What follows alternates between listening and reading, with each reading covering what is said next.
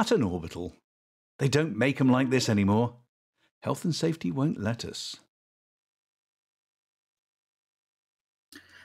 It's Intergalactic Lazy Day on Hutton, and we take this day very seriously, so... Our mics are live.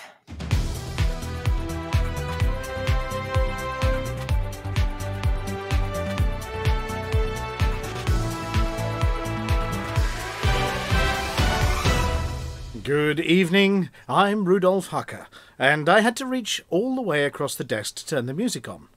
I should probably go for a nap. I'm Norma Fingerdew, and I'm just snuggling with Mooncake.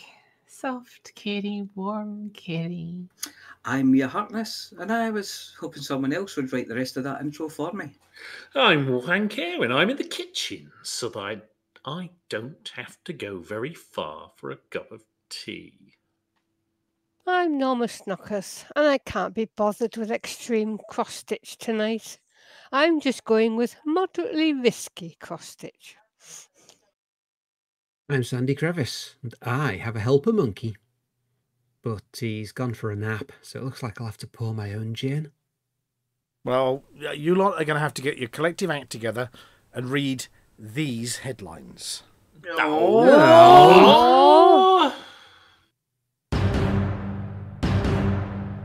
There's only one way to tell us apart. He's hollow. Tempting morsel or tempting fate? You decide. Too Hot, Too Messy soars through the first year. Week 53 update. Is that a banana for scale, or is that Funiticulus just happy to see me? PWP on the horizon? We can't wait! Atros introduces another anti-Xeno group.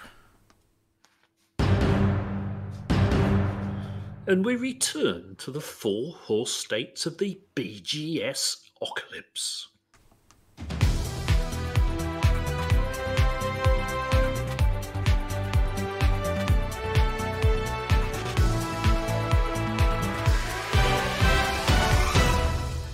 Following on from our article a few weeks back about a few ne'er-do-wells pretending to be Thargoids over in Colonia, complete with really passable impression of angry Thargoid noises that I'm sure makes them a hit at parties, it appears that they've pushed the boundaries out on pretending to be other things.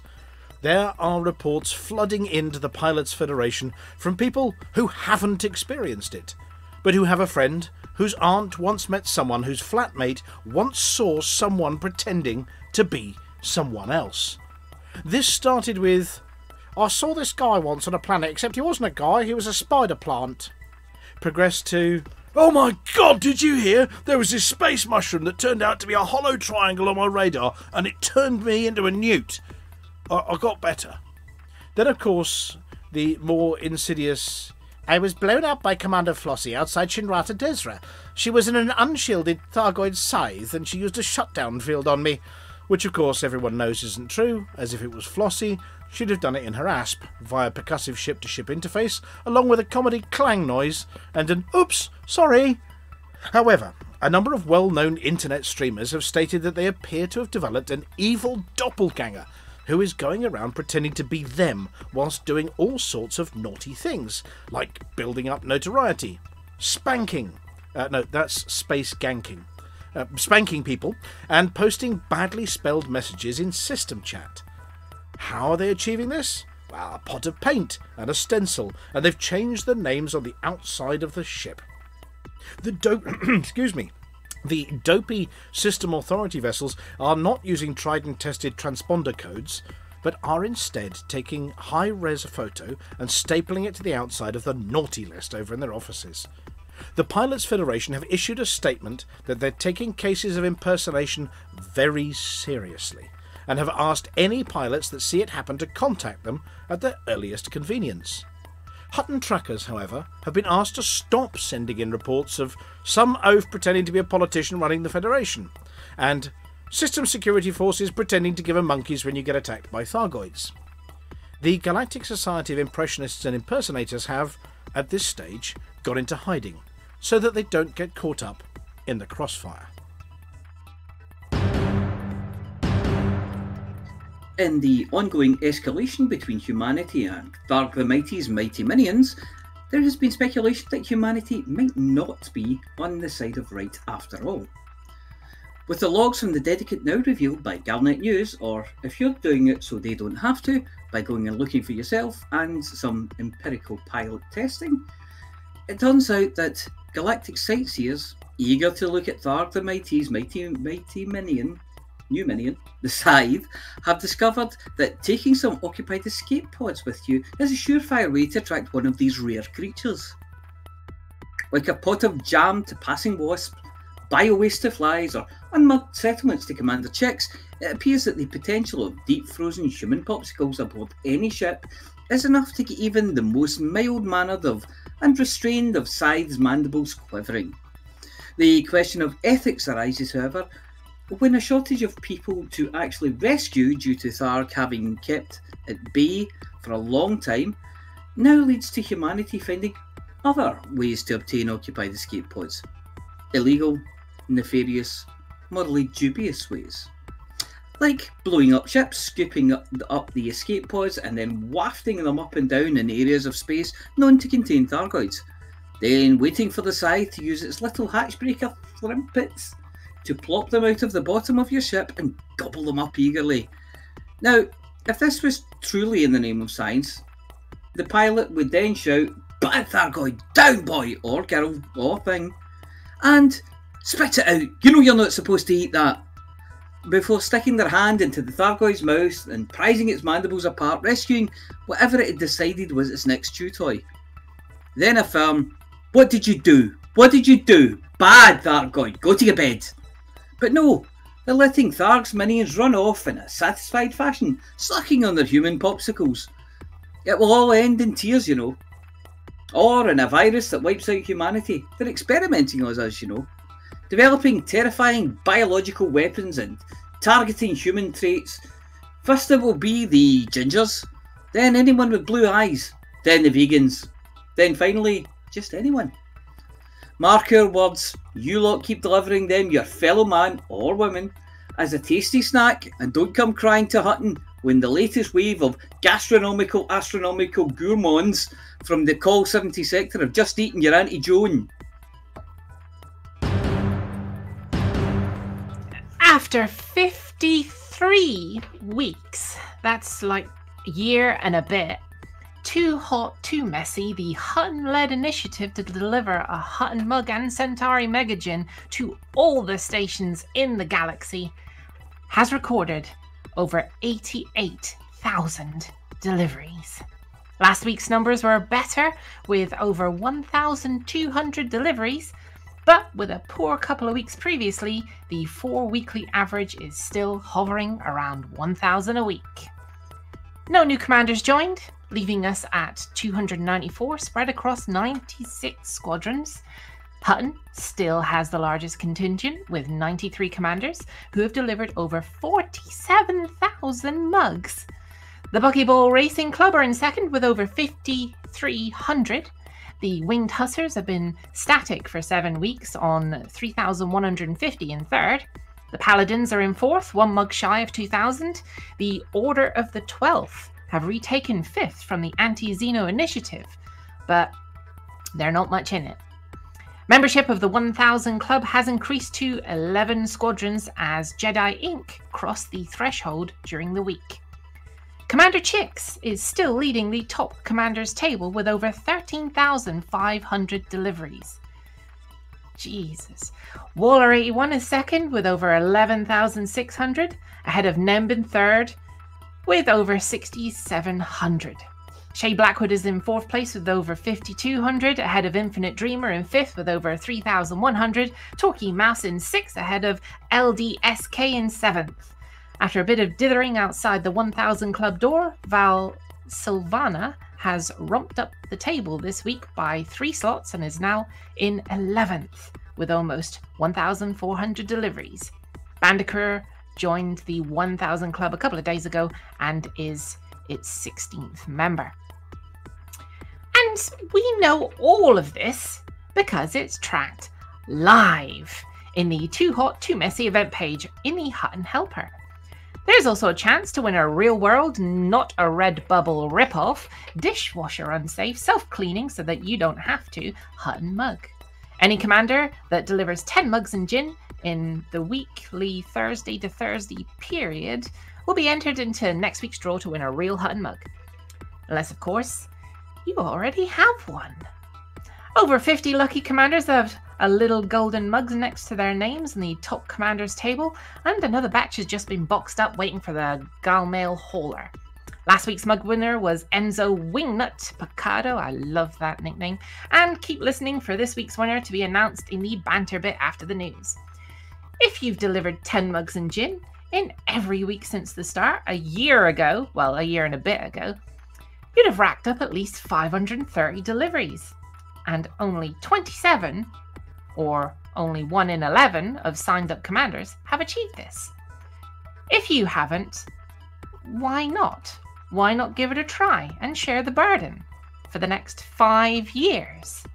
In order to join in the fun, you'll need to sign up by downloading the Hutton Helper from hot.forthemug.com/download, and then your mug and gin deliveries will be automatically registered for you by Antarius's organic, non-GMO, grass-fed, low-cholesterol AI hamsters. Reports have reached the orbital from LCU No Fool Like One that a glitch may have hit the Artemis suit-mounted Dysonator genetic samplers in recent weeks. It appears that the upgrade added to the system that gives you the point of poking data on genus, species and variant of any strange-looking space sleuth that you scan appears to be misidentifying certain species as other species. Of course, this could be a case of nature imitating humanity, as per Article 1 of this very show, but looking into the logs kept in pilot suits, and editing out all the bits that people don't want you seeing, LCU has noticed that a number of variants are pretending to be something else. Is this a defense mechanism against rabid explorers tromping all over planets, despoiling the unspoiled ecosystems? Is it a way that these plants avoid contact with the voracious Galnet Rares Digest reporters and their insatiable appetite for the weird and wonderful? Or is it fine planetary dust in the doohickey causing them to go off half-cocked? The good news is that your readout in your suit gets it right, as does Vista Genomics when they pay you for your little sample pots. It's just the galactic scientific logs kept by Canon that appear to be getting confused by the whole situation. LCU has reassured this show that he's identified the species that are causing some problems and has created a workaround, which we believe involves commissioning Beetlejude at great expense to go and paint them, and then submit the painting to the official records as being far more accurate than the suit-based scientific logs. Jude's notes include descriptions of green wibbly bits, and I love how they glow in the low light like that, which should be sufficient, alongside looks like a giant space dildo, to identify exactly what is being talked about. We've contacted the Pilots Federation for their comment on the situation, but they're busy dealing with someone impersonating Arf, who broke into their production studio, told the entire dev team they could go on vacation, and then ransacked the canteen for all the cake.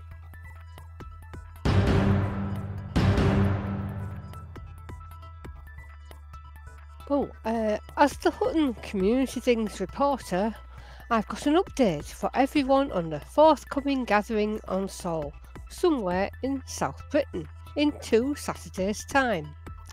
The Elite Community Meets Resurrected annual gathering is coming together nicely, with commanders from across the galaxy requesting docking permission over the weekend and making their way to the conference hall. Commander Asylum, formerly of Team Hotbox, has announced that he's organising this year's Try Not to Crash or Drive the Wrong Way Formula Ouch Knockout driving competition.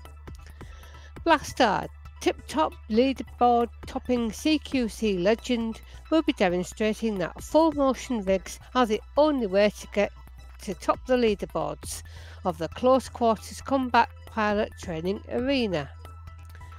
Zaphod Beeble, the old pirate of Alpha days, will be commanding the good ship ECM and encouraging crews to enter the training simulator and take on his own version of the Kobayashi Maru.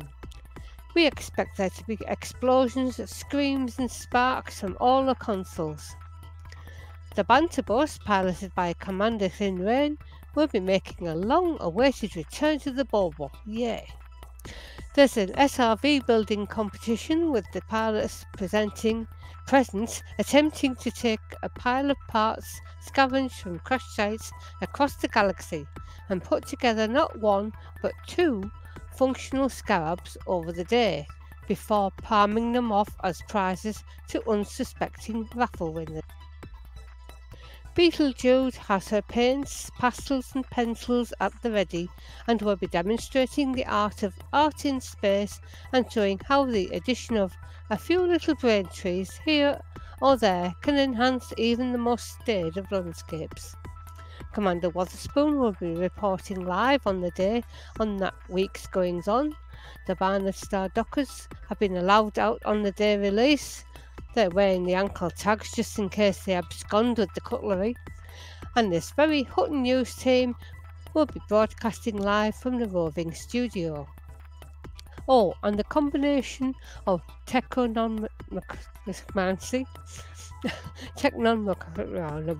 archaeology and computer preservation skills on display means you'll be able to dig back into cockpit systems controlling starships from your own use. Wireframe graphics right through to the latest in virtual reality experiences.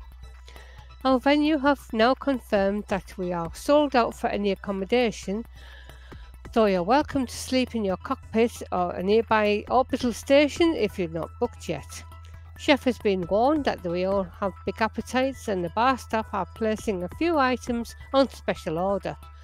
That's a big bucket of pink gin for me and a lot of goose beer for everyone else.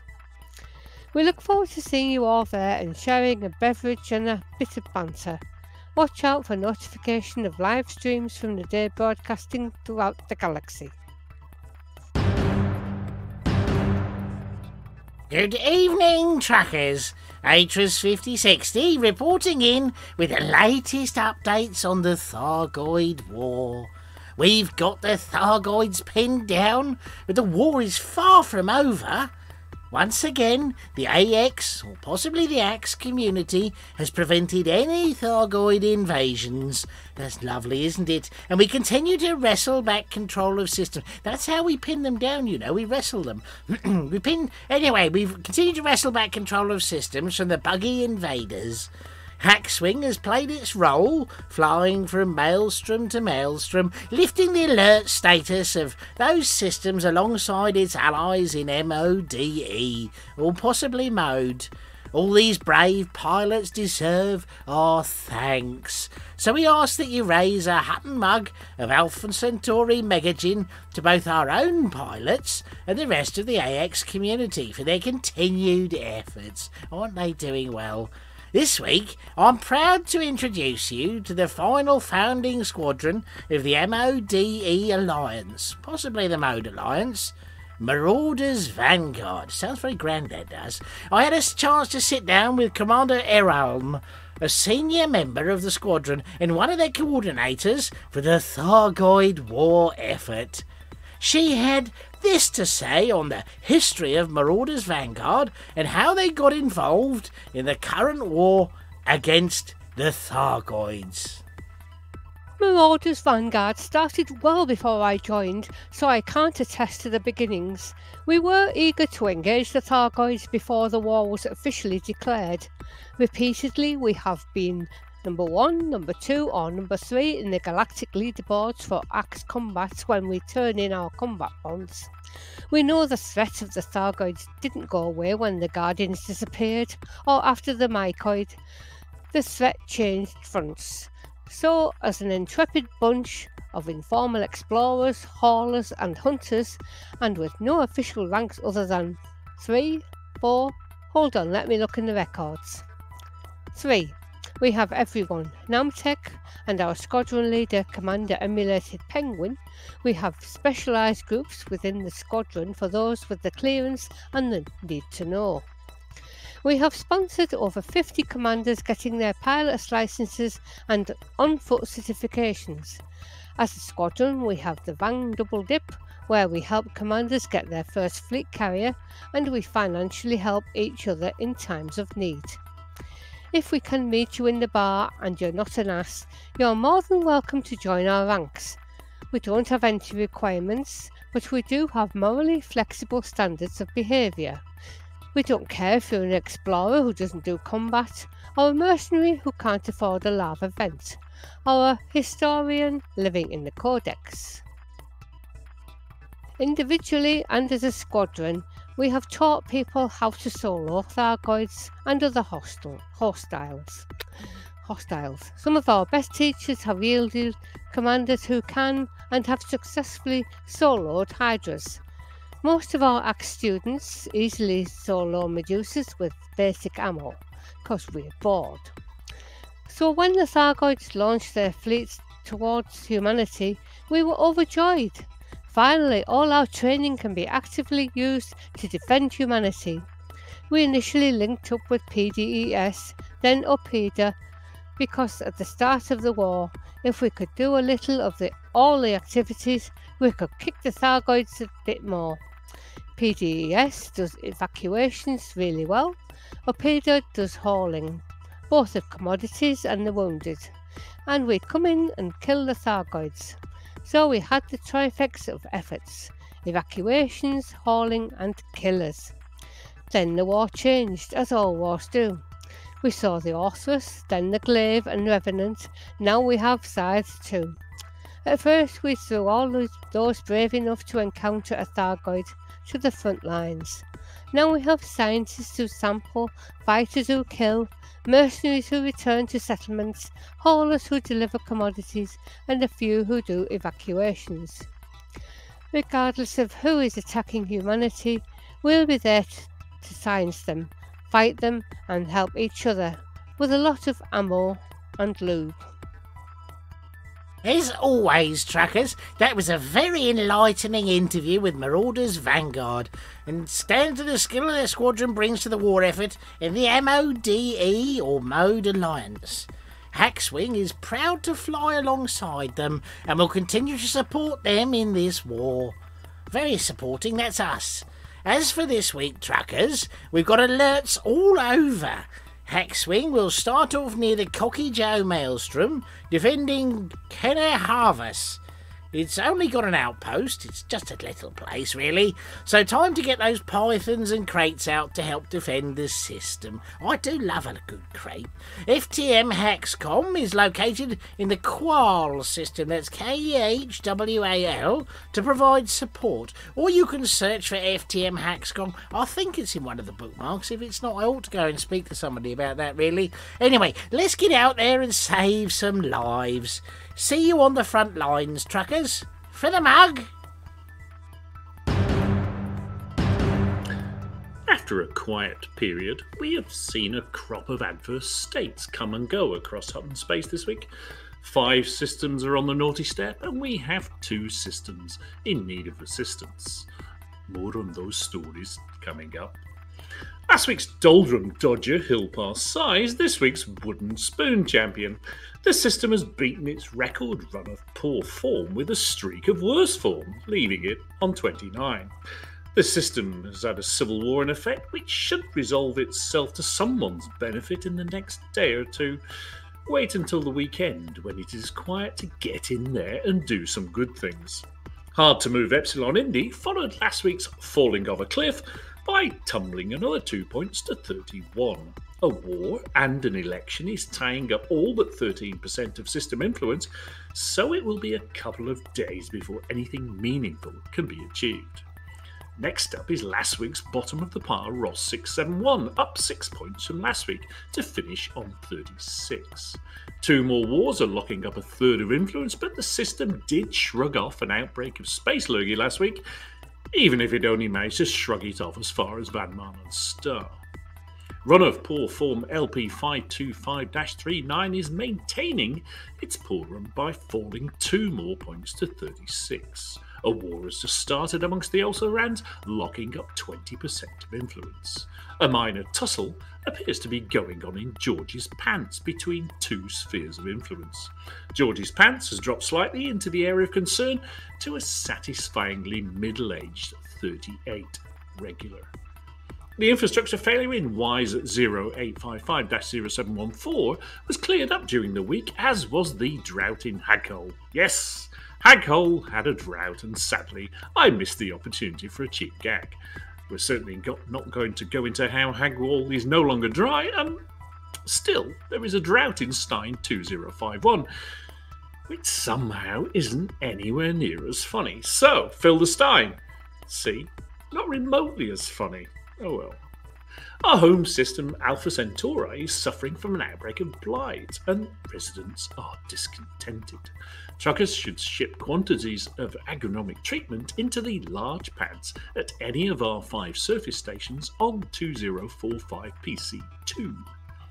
Finally, as mentioned earlier, an outbreak is pending in Van Marnen Star, so if you have any meds left over from previous relief efforts in ROS 671, drop them in VNS so that the tonic wine production remains unaffected, or at least contains a minimal amount of monk snot.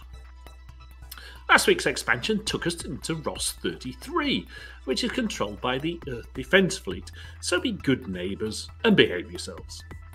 It is also occupied by a faction calling itself the Future of Ern, to which the answer must sadly be not bright without Eric. Meanwhile, we have received a garbled transmission from the general direction of Colonia. Yep, Sajay and a bit of left hand down, and not in the usual nature of emissions sent our way from Colonia, I might add. In its raw state, it reads, "From Anki, weird infrastructure failure. Power generators to Dola in tier if you got time. Can you mention it on news?" Feeding the raw message into the Hamstertron 5000, we think there is a 67.63% chance of it saying, "Our mics..." No, that's the other one. We think it reads, "Meanwhile, in Colonia, Generalissimo Elite Grand Kazi of all the Kazis, God Lord King Emperor Hanky of all the elites, requests assistance in the delivery of water purifiers and power generators to relieve the infrastructure failure in the tier system in Colonia. And these to be delivered toot sweet to the medium pads," yeah, sorry folks, "at the Dola depot." He didn't mention the other infrastructure failure in Il Procul Centauri. Message ends. So if you're in Colonia on your hollybobs, yes, sorry about that. No, not Colonia, the hollybobs thing.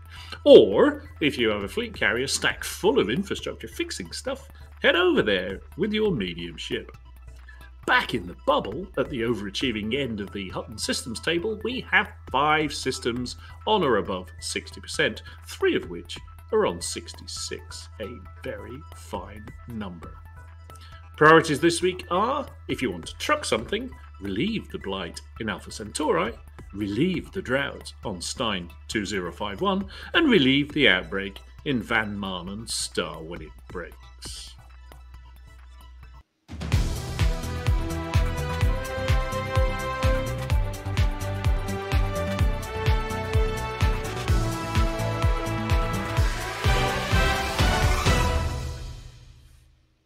Do you know what? What? You know that thing about I've been away for a few weeks and I'm not going to insert any seams? Yeah. Oh boy, was there a seam there? Oh, is there a seam? Did you play the news backwards or something? No. Amelia, did you spot the seam? I spotted Amelia numerous did. seams, but Right. Do you mean what the are scene where you Amelia... talking about? Well, Yeah, if you which look, one did look you above spot my that you look above noticed? my head, yeah. And there are two yeah. two signs. There's a big red one that says "on air," Yeah. and there's another one next to it with another word on it. Yeah, is that the one that recording? says recording? They're the recording one. Now, which one of those Now, two is not lit? Can I just point out The to you recording about, one? Can I just point out to you about 30 seconds before we went live, about Oh, 4 people boy. said to you, remember to start recording, Well, David. what You happened did. was I pushed the button and it double bounced. So it started it, Don't- and I got don't about blame half a the second. That's button. really not an Don't excuse. blame My the finger was button. twitchy, and it double bounced. So I have about half a second of the Your show finger recorded. wasn't twitchy. Your finger was pudgy. Yeah, You I got all the important bits then. Okay, You know what that cue means. Mia. It's intellectual. That Lazy day means- on. day. Back to That means you're going to have to do all the programming stuff at the end. Well, no. Well- What it means is we're going to have to start from the top, right, and do the whole thing again. No, I can't be asked. No, it's lazy day. no, we have Yeah. a backup. We have a backup. It's You've got just- to do the file management Yes. stuff at the end. Oh, I always do that when I'm No, broadcasting. like the other file management stuff. You've just added like a bundle of file management stuff onto your plate because you didn't press the button that said record. Well, Having been told just before it to press the button. yeah. By Well, what four I should have people. checked was while you were doing the lazy bit at the start, I shouldn't have been lazy. I should have looked at the big red sign above my head. Yeah, And- but the thing is, we can't see the light when it's lit up. It's facing you, so we can't see it. Well, yeah, okay, I'll get there. I'll get there. Not It's a wearing these phase shades light. anyway. It only exists in the presenter's existence. Yeah, well, yes. I mean, it's a quantum light. It's Schrodinger's light. But This does is all that mean getting a add a bit north deep. on the end? Anyway, before we go on, there was a bit more to add to the hack swing bit. We did get a message in from one Commander Vulcarius, who a few people may know from Vulcarius killed all the Thargoids before breakfast. You know, Or Vulcarius's magical thingy. yeah, that one. Anyway, it says, "All right, there, truckers. All right, Vulcarius, because everyone likes inverted commas science. We're doing some inverted commas science around one of the maelstroms." Or is that the Titans? Okay. Sounds good. One thing everyone knows, everyone's a big sweeping term, but what we think everyone knows is that Thargoid-controlled systems are the ones starting new alerts. I think we knew that one, yep. I didn't know that one. One thing no one knows right now is if a Titan can start an alert. In Operation brackets redacted brackets, Iniv is going to test this around Lai Gong, where the star density is lower. We're starting with HIP 9016, or is that HIP, which is just under 10 light years away and needs just over 20,000 Thargoid probonation test results, which will make it the toughest purge anyone's done so far, about a fifth more than the closest AXI purge at Tyrannus. This is now week 2 of a 2-week process, already 70% done. We've checked that no more brackets redacted brackets. Surface sites have appeared to mess anything else up, so part 1 should be a done deal this week. See, by calling that thing Operation Brackets Redacted Close Brackets, have they not just actually named it Operation Redacted? Well, they have got brackets. Yeah, but rather than redacting the name of the operation, it's just going to get called Operation Redacted. Well, it could be, yes. Operation bracket, redacted bracket, whatever we want to call it. Yes, Operation Shh. Anyway, after that, it'll be a month before we find out what happens, which is how long Thargoids always wait before attacking. So I'm sort of reading between the lines that if a Titan can start an alert. So, yeah, just the Titan system itself can start an alert, rather than systems they've taken over starting an alert. So I suppose you have to sort of retreat them back just to their Titan and see if the Titan can go on its own. I think that's what Vulcarius is saying. Yeah, he seems to be wanting to find out if they can break out a system on their own. I think he was talking about that the other week. Yes. So during that time, we start part 2 with a couple more systems marked for iniviction, which iniv-iction, which we need kept out of the way of the Titan. The only thing that can truck it up at this point is if more things appear which need redacting. So remember not to forget to tell Tharg that we don't want anything not to continue not occurring at Arietis Sector BQP B5-0 or HIP 9709. And if that's not as clear as it comes, then I'm a monkey's uncle. Clear as mud, just as intended. Absolutely. Vulcarius is doing stuff to try and beat the Thargoids. Yay, go Vulcarius. Yay! Yay! Right. Well, as is usual, having got Vulcarius's absolutely clear notes out the way, I'm joined in the studio by Amelia. Good evening, Amelia. Hello, how are you? Pretty good, pretty good. We're joined by Mooncake. Meow. Yep, who is currently chewing on the big cable that connects us to the outside world. Thank you, she's Mooncake. chewing on my wire. She's teething. Yeah, and everybody knows that Bengal tigers, when they're teething, tend to just chew on arms, legs, whole people. You know. So she's good in that respect. She's not done that yet. I mean, the personal damage from Mooncake so far? The personal damage, as in emotional. No, I'm talking about the scratches. No, she's not really a scratcher. She's really good, actually. She just likes chewing on stuff. Right, and I do understand that Mooncake did have to have some stitches put in this week. No. She had stitches. She had surgery last week. Right. And she had the stitches removed today. She will be at not DaveCon. The ECM, that one, yep. Yep.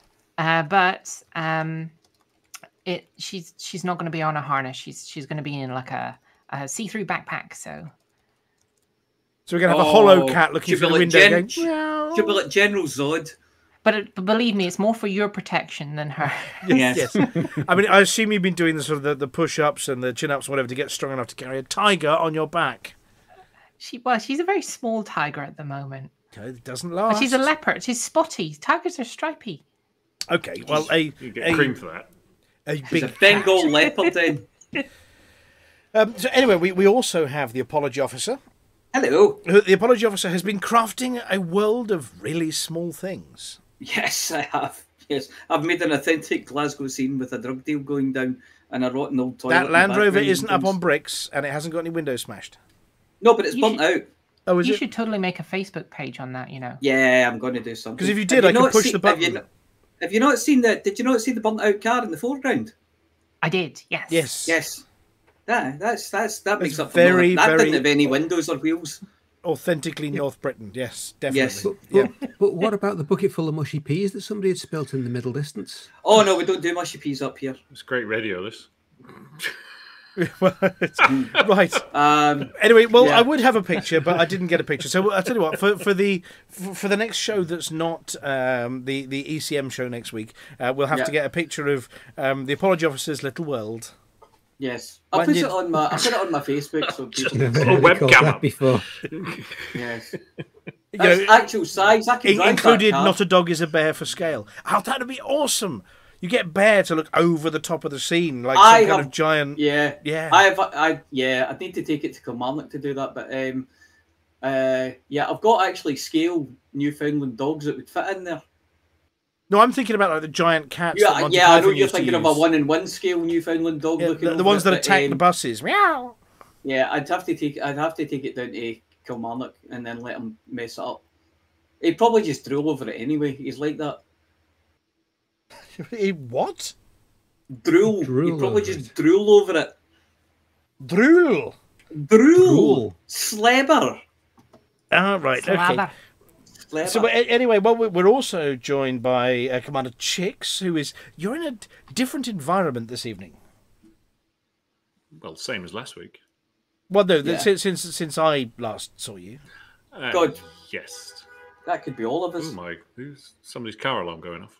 Yeah, somebody was beating. Not me. No, it's the authentic small scene. That's a very small car alarm. Ah, was it? Okay. Yes. It's a very small car. That was an oil tanker, was it? Yeah. West Britain. In West Britain. Ah, right, yes. And then we have... hang on a second. 1, 2, 3, 4. We've got a problem here. Well, I think Flossie, the cat has Flossie chewed fell through out. Flossie's internet cable. Yeah. Flossie fell out of the group. She had to run out of the room. Can somebody wave through the window at Flossie on the other side of the window and check she's okay? Yeah, I'm waving with 2 fingers, but she's not waving back. Flossie went a bit further than the other side of the window. Flossie disappeared to the bar with Derek and Robbie Drongway. Yeah.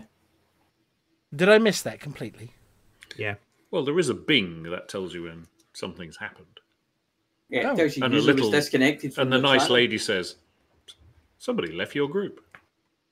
Yeah. Yes, no, did somebody check Flossie's okay? Because I was about to talk about Flossie Flossie messaged to say that given that she didn't have any further lines to say later in the show, other than the one obvious one, she was going to go for a drink with Robbie and Derek. Yeah. Oh, right. I didn't spot that bit. Well, I was about to...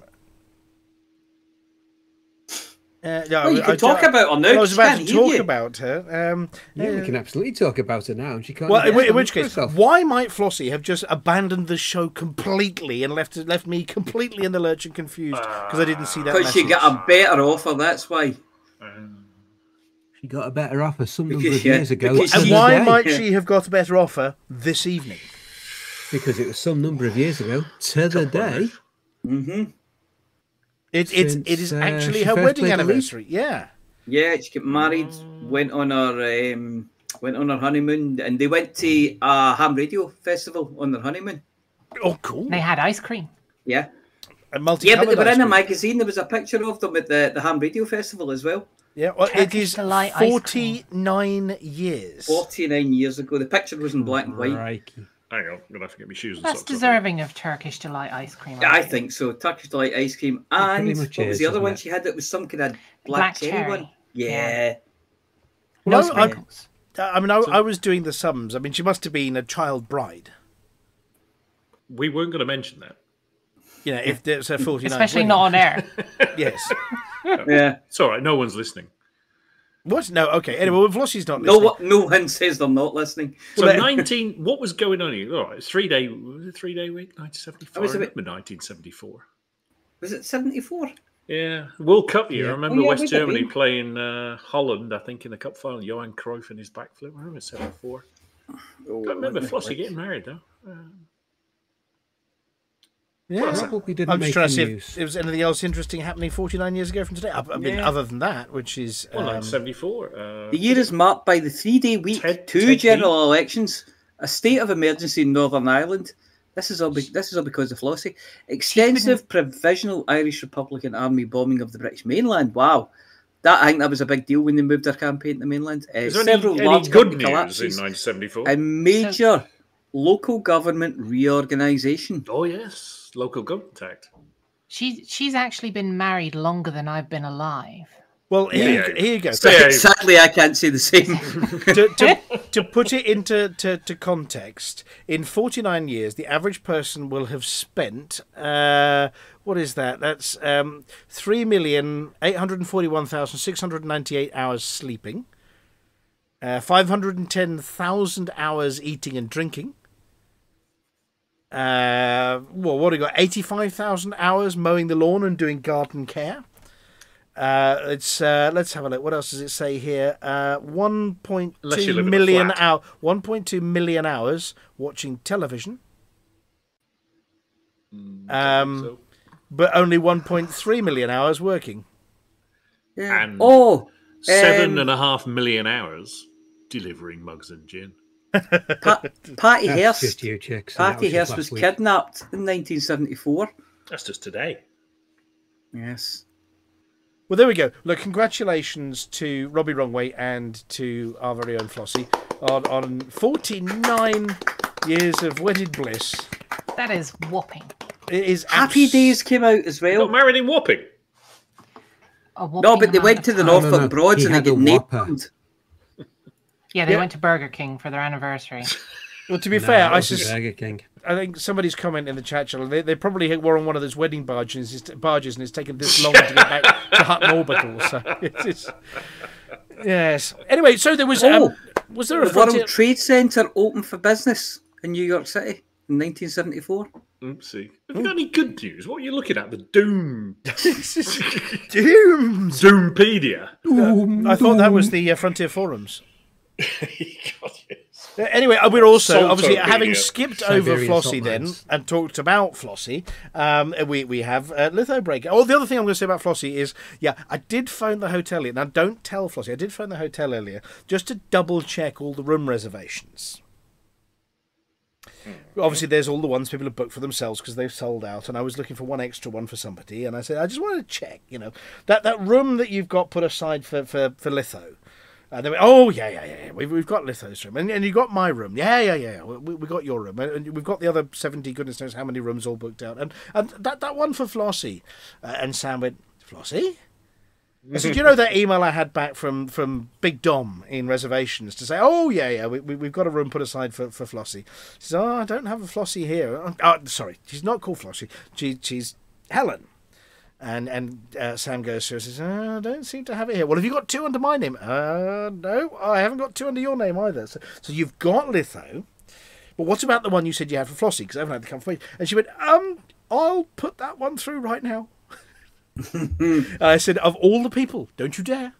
It's just, I'm quite happy to sleep So in the car. Big But Dom don't all you... about then? What? What was Big Dom and reservations all about then? Yeah, we got a room for Flossie.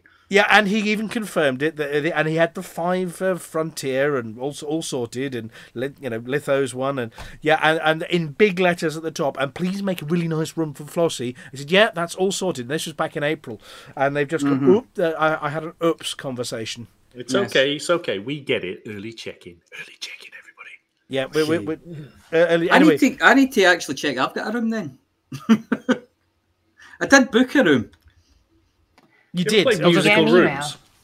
Anyway, I'm sure suffice to say, Sam has made sure that Flossie has her own suite, and yes, because I think that's all. I think that's all that's left in the hotel are the suites, and as that's the only room left, and it's their cock-up. It may well be that the party will be back in Flossie's room after we finish. Except Flossie's room won't be a room; it will be a suite of rooms. Yes, and she might even have the jacuzzi one. Ooh. Yeah. I thought that was the secret garden. Anyway, I wonder if we'll get aircon and opening windows this year. Well, this is ECM, don't not want both, LaveCon. do you? Yeah. No, we've got whole opening doors and a garden and chef barbecuing in the garden, and I have checked. It's not just a garden, David. Not just a garden. It's a secret garden. A secret garden. Don't tell I thought it was going to be a Marks and Spencer's garden. Well, there are a few things I had to check. I said, so the barbecue style dinner. I said, the word style worries me. Is chef actually going to be setting fire to meat on a barbecue? They went, oh yes, in the secret garden. Oh, good. So yes, chef is actually going to be barbecuing live in front of us as well, so we can. Oh, I bet he'll stink. So unlike at LaveCon last year, where we all just barbecued in the middle of the room. So. Yes. And then I went down to the bar and I just need to inspect the contents of the bar. So what do we have here? We got some Carlsberg. Well, nobody likes that. It's horrible stuff. And what else have we got? We got some cider. Well, we know at least one Mr. Barker who likes the cider, so he's going to be a happy bunny, and possibly a Nocti. I think he drinks the apples as well. He does. Yes. And then I said, well, what? That ale you promised us? Because I said we needed. Sorry. Just to let you guys know, we just got a message from Flossie. She says, "Hi all from the pub."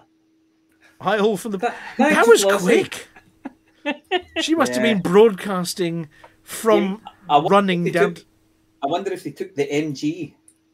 Yeah. Anyway, and I checked they've got gin for Flossie, and I checked they've got soft drinks for those that have soft drinks. And then I looked and said, well, that ale that's in the contract that I said you're going to have proper ale, because last time you ran out and he had to go down the cash and carry and buy tins for us all, and then we demolished all the tins and he had to go back. I said, so have you sorted that? I said, we've got a nice American pale ale. I said, pardon? An American pale ale. I said, pardon? I said, we've got a meeting about the beer tomorrow. I'll get some ordered in for you. So, yes, they are taking it seriously and they're ordering some proper ale as well. It might be only in our private bar. Talking of that, Litho Breaker. It was the last one of the team. I nearly forgot you talking about Flossie. But anyway, Litho Breaker has been wrangling some cables and networks and bits and bobs as well. Yep. 2 big boxes of them. So we have a whole box of electrons that we're going to push down little cables. Yep. Indeed we do. And apparently we have an internet. Hopefully. Apparently there was a man from Tech Services who was in today, and then he poked his buttons and pushed his port out. Well, British Telecommunications, we spoke to them, and they went, oh, well, here's your bill for your lovely high-speed dedicated line. I went, oh, that's fine. When are you coming to install it? And they went, oh no, we don't turn up. We're just going to put the port live. And at which point the venue went, what, for that money? You're coming in person. And he went, oh, no, we'll just put the port live. And they said, no, you're coming. So Sam has kicked ass on our behalf, and somebody from BT is coming down to check it. Said, you're jolly well being paid for it. You can come and check it. So, yes, it looks like, Litho, we are mostly good. Super. We have a firewall, we have switches, we have cables, we have power distribution. We've got all mod cons. It's great. There's a firewall for the barbecue. I found the other red That's thing. right. I found the other red thing with the sockety things on the end of it here as well. The red thing with the blue bits on it. Excellent. I've got the red thing with normal sockety bits. He's colourblind. He's not going to know if it's... Yeah, it's the grey one, David. Oh, right. Anyway. Yeah, the grey thing with the grey bits on it. Yeah, the grey thing with the grey bits. We got one of those in, and we've been testing out some of the equipment. I've had the slave labour here separating out all the Lego parts for the 2 Lego SRVs.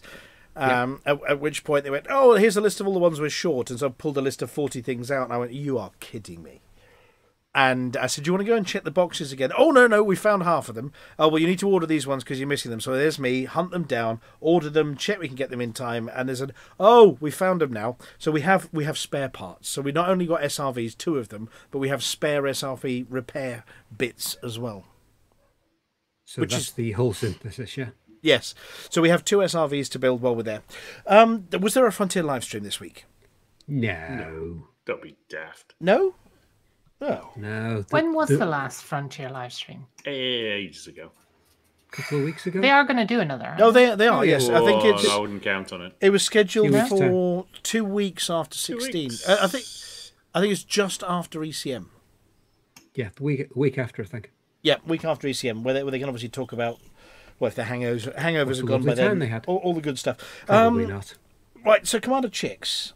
Dun dun dun dun dun dun dun dun dun dun dun dun dun. Space news. Oh yeah. No, the one I've got lined up is the last one first, if that makes sense. Well, I mean, the general theme of this week's space news, isn't there? Well, yeah. The first it's quite theme a specific theme, actually. Yeah, well, the quite specific theme that I actually had lined up in order. The first one was about James Webb and the end stages of a dying star's life. Did you? You're gonna have to learn to do that in a Chris Packham voice soon, because. Oh, well, he's doing that Earth thing, isn't he? Oh, it's really good. We finished the last one just before the show, and it's very good. Oh, I've watched the penultimate one about. Although there was one on yesterday I saw about. They were talking about how life started and the atmosphere and the water stayed above the ground because it was all too hot, and eventually one of the drops landed, and they did pretty pictures of drops landing, and yeah. Yep. Yeah, it's very good. Anyway, so the first one we had was the mesmerising images of the end stages of a distant star's life have been captured by the JWST. Your favourite thing? Yes, I haven't seen this picture. Do you have a picture of it? It's on screen at the moment, actually. Oh, there it is. Yes, marvellous. Looks like a giant eye or something. It's a big blob, isn't it? 2,600 light years from Earth, so it's just a small hop away. But it's a nebula born from a dying star that expelled its outer layers into space. So they can actually see up in the picture here. There you go. Can you scroll down so we can actually read some stuff? Because which one is this? It's the Ring Nebula. The Ring Nebula, yes. Okay. Which, scroll down a bit more. I can't read that. Yeah, they're called planetary nebulae. It's a misnomer dating back to the 18th century when William Herschel mistook their curved shapes for those of planets. But the Ring Nebula apparently is a well-known planetary nebula found in the constellation Lyra and is visible throughout the summer if you've got really good binoculars. Oh, I did read this, yes. Yes. We always knew it's actually not that far away from us. Well, it's a tenth of the distance to Sagittae, if you want to think of it in those terms. I'm not saying it's in the same direction. Well, 2,600 is only a handful of carrier. It's definitely not in the same direction as Sagittae is in Lyra. Yeah. But that kind of distance away. Well, it's a hop, skip, and a jump, really, isn't it, for a Hutton trucker? It is for an asp or an explorer conda. And then, Kesnick. Kisnick? She just said in the chat, "Where's the theme music, Amelia?" I just would like to point out I'm not on the buttons tonight. Well, have we got theme music for Space News? So if anything messes up, that's Dave's fault. Well, Sean hasn't written it yet. He's we've got him on the spoons and the. He hasn't written our space music yet. Anyway, so back to your other space news. We've got James Webb is 1, and there we go. I've put one of James Webb's. We've got theme music for this one. That is stunning. As usual, if we want to be technically pedantic about this, James Webb has been sending us pictures, technically, officially, for a year. There we go. Happy birthday, James Webb. And in their usual style, the folks over at... We needed to sing. No. Right. No, nobody wants that. And then their usual style, I mean, if we can put it in the screen where we can actually see it. Yeah, there it is. There's the picture. Yeah, I know, but it's at the bottom of it's chopped off. Well, it's because it's such a big... It's a big telescope with a really big picture. Well, I know, but the pretty bit is chopped off. Anyway. No, it's not. That is the pretty That's bit. it. That's all pretty. That. I mean, they... Are you on a delay here, chicks? I must be. That's a hell of a delay. I can see We've been it now. staring at a really pretty picture for ages and wondering what the hell you're going on about because stunning, isn't it? it really is. In the same article, if it's hello, incoming. Incoming? What? Les Dawson on the piano. Flossie's back. Just landed. Flossie's back? Flossie's back. Yep. She's broadcasting from the pub. From the pub. Anyway. Outside broadcast. Happy birthday to the James Webb Space Telescope. And it's the Rho Ophiuchi Cloud Complex, which is the nearest star-forming region in space to us, being just 400 light years away. Right. Which it really is fleet carrier distance. Yes. Anyway, there you go. And apparently that big red streak across the middle is a protostar. Protostar. It's a star that's very young, within 1,000 years. Certainly within the lifetime of like a wizard or an elf. Oh, not just a star that's in favour of toes, then. No.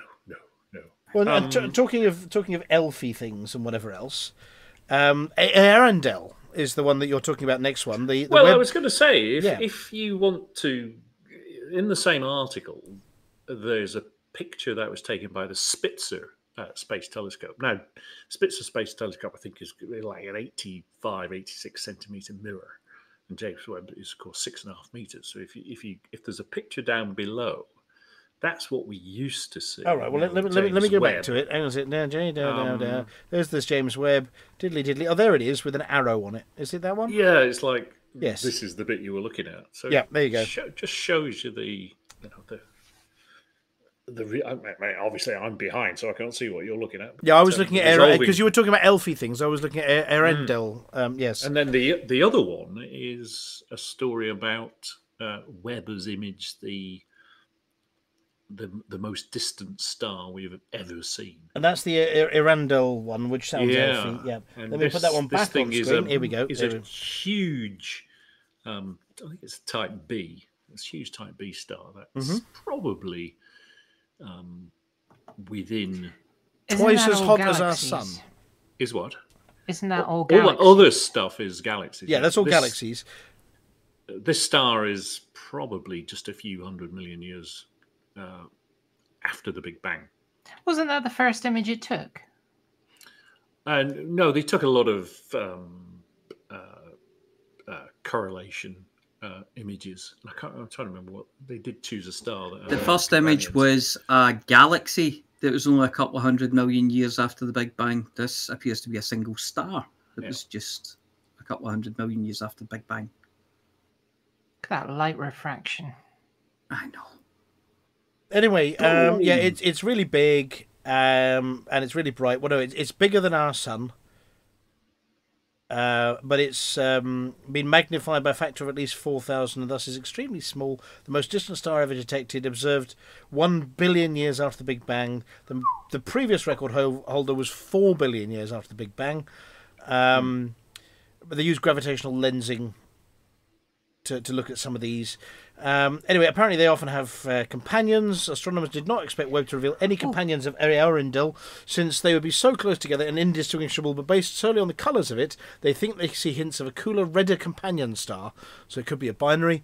The light has been stretched by the expansion of the universe to wavelengths longer than Hubble's instruments can detect, so could only be detected by the new JWST. There you go. We do have an excuse to sing happy birthday. By the way, it's retired Navy's birthday today. It is the 32nd anniversary of retired Navy's 29th birthday. So he's 61. Oh, wait a minute. No, he's yeah. Is retired? Sing happy birthday. Is retired Navy now bus pass Navy IT1, or not quite yet? Not quite. I don't know. He's American, so bus pass. Oh, I don't know whether they get free bus passes over there. It's like 151 there, I think. Yeah. Shall we do the thing then? I was just gonna double check. Was there anything else from Space News, Frontier Live Streams, Banter? No. Other than that, we covered it on the news, didn't we? Now we don't have a. We do have a Flossie back-ish. Right. Do we? Are we going to sing happy birthday or not? Yeah, let's sing happy birthday. Let's sing happy birthday. To IT1? Yeah. To retired Navy IT1. 3, 4.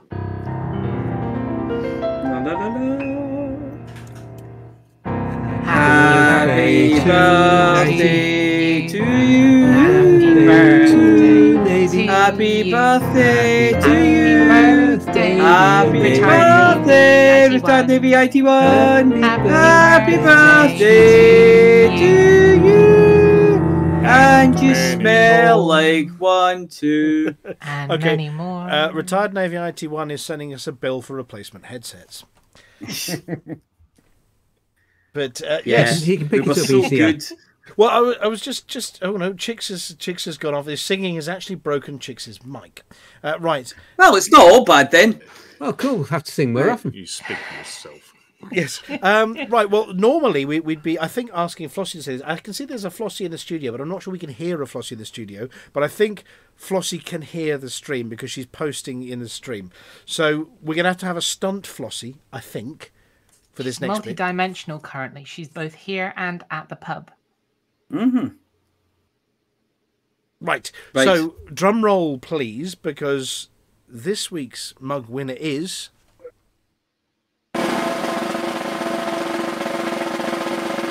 Somebody say the name. Val Silvana. Congratulations, Commander Val Silvana.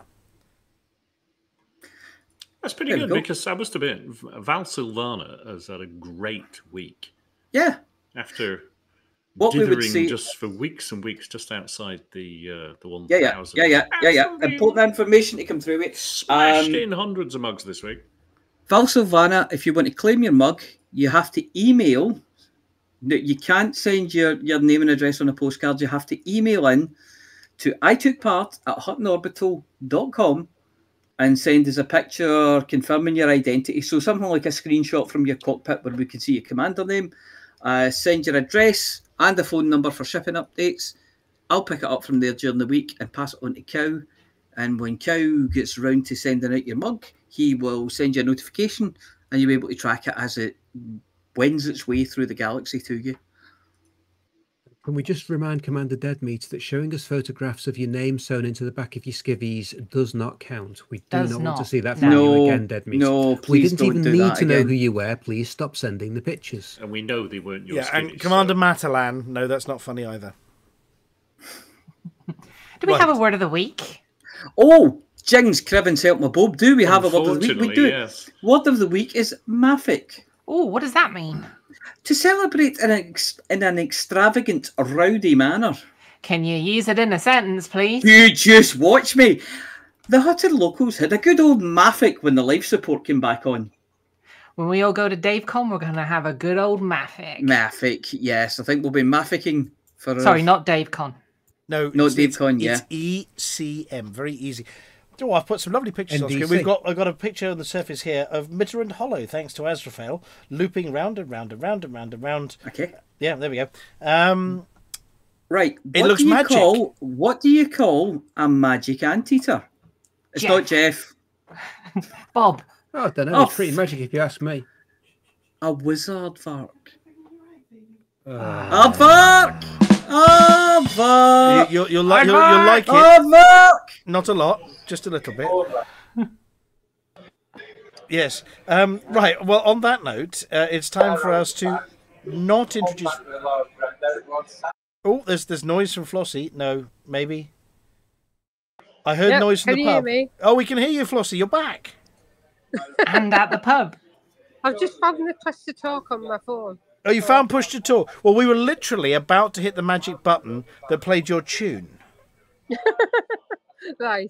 So if you can Okay. hear us, Flossie, from the pub, then here we're going to play the tune, and you can say your line. So give it 1 second.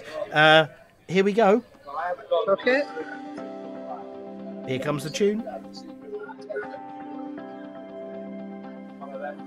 It's Flossie. It's Flossie. It's Flossie. It's Flossie. Do. It's Flossie. It's Flossie. It's Flossie. And the community goes.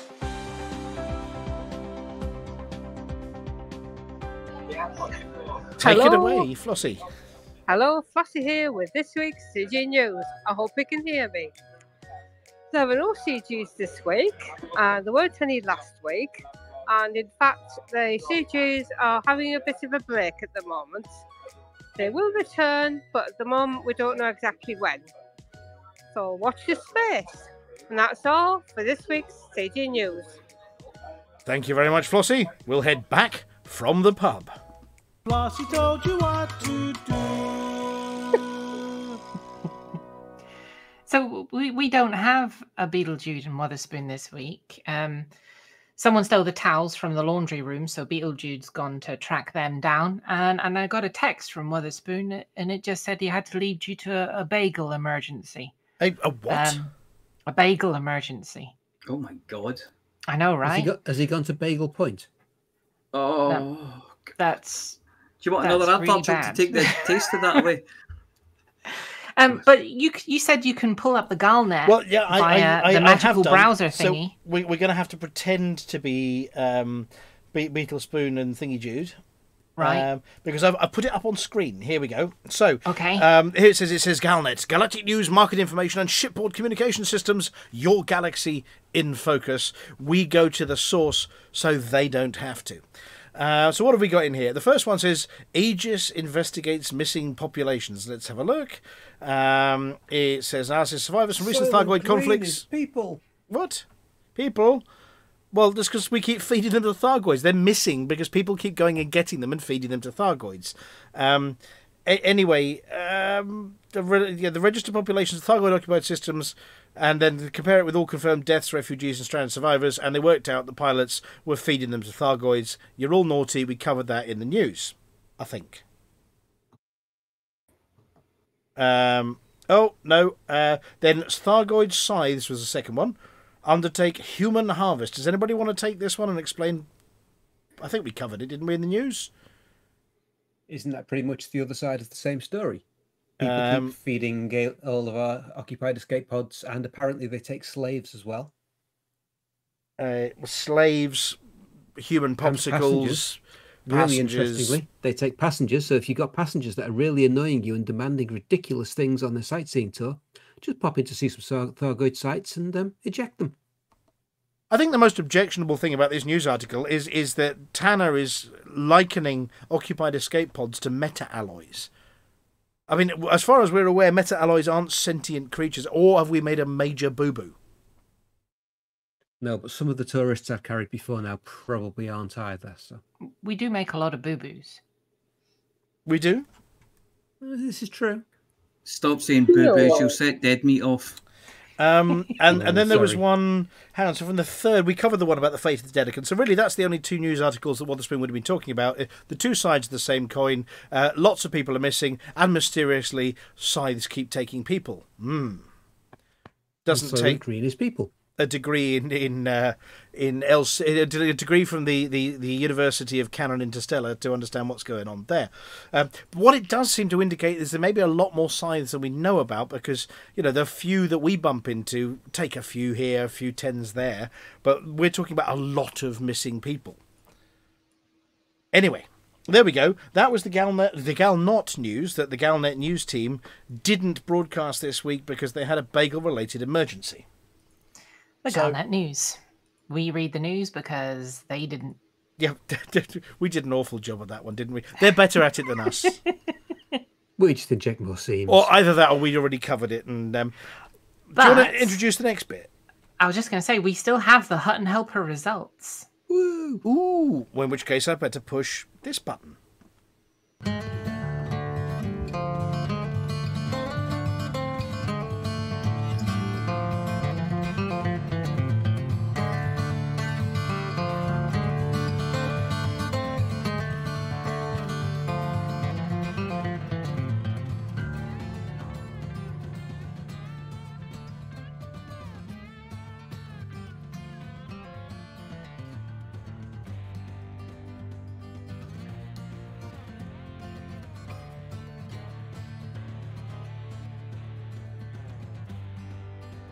Our apologies. We appear to have lost the apology officer. I was still muted. I couldn't be asked to There we go. There we go. There's a scene for you. Anyway, right. I was reading away there. I was enjoying that too. Yeah. Welcome, finally, to the Hutton Helper results. The Hutton Helper results are sponsored by the Hutton Helper, the only third-party resource to come with a Mr. Dusty to keep your ship tidy while you lie in your pilot chair scratching yourself. This week we have the following events: the Shield, the Every Time I Say the Word Yawn, I Yawn Cup, the Can't Be Arsed Challenge, the Nap Time Deja Vu Trophy, the Procrastination Survival Challenge, the Can't Be Asked to Think of Anything Extravaganza. So, you sit where you are, and somebody will bring you a cup of tea sooner or later. The Hutton Helper results are: the Berk jumped 36,000 light years to come first in distance travelled. Fish 1138 sold 20,000 tonnes of cargo. Rincewind Kimray, there's lovely, sold 402, earned 402 mission points. I should just have stuck to the script. Attic 2 handed in 202 million credits worth of bounties. Dark Virtual handed in 465 million credits of combat bonds, which they seem to have obtained by destroying 499 Thargoids. And Miat 11 delivered 2,914 people to their various destinations. So, here we go. Decals for Fish 1138, Miat 11, Exhaler for exploration data handed in, Wichnallar for Own Mind, and Murderbot for objects scanned. Please email itookpart@huttonorbital.com and arrange to collect your Hutton decal kit, which this week consists of a big cushion, a takeaway menu, and a remote for the holotelly. There have been 8 runs in the last 7 days. They are: Cord Badger, 2 runs, best of those was 1 hour, 23 minutes and 49 seconds. Norma passes on, 1 hour, 23 minutes and 52 seconds. Steve King, 1 hour, 24 minutes and 10 seconds. Tal Z did 2 runs and the best one was 1 hour, 25 minutes and 59 seconds. Bandicoot, 1 hour, 37 minutes and 40 seconds. And Stereo MD, 1 hour, 51 minutes and 17 seconds. If you can be asked, there is a whole galaxy of stuff out there needing echoed, tabulated, desalinated, sugared, mitigated, exploded, launched, perused, motivated, evacuated, ejected, manhandled or woman-handled, deliquesced and then smeared, emphasised, bundled into the back of a hauler, lasered in the face, snuffled, flip-flopped, mistranslated to and from Scottish, frothed, chilled, mugged, ginned, wrapped up with a pretty bow, ship-shot, rescued, stewed in their own juices, battered and deep-fried, dead-dropped, painted and rolled down a hill, destroyed, bought, phoned in, squeezed, deflated, patched, liquidated, evaporated, smelled, licked, defenestrated, discombobulated, but then recombobulated, mutinied, finessed, masturbatorted, head-butted, eviscerated, compressed, enveloped, strained, fermented? Was that fermented twice? Murderised with an S, interrobanged, upcycled, violently downcycled, disallowed, but then re-allowed after consulting VAR, loved, adored, meowed at, repeatedly, cherished and propinated, and you can earn yourself a very fetching Hutton decal for doing it. To get involved, you just have to go to, if you can be bothered, hot.forthemug.com and download or sign up for the spectacular Hutton Helper, available in 3 tempestuous formats. Let's face it, anything has to be better than having to, get up and do something. Anyway, that's it for this week. Back to Studio 5.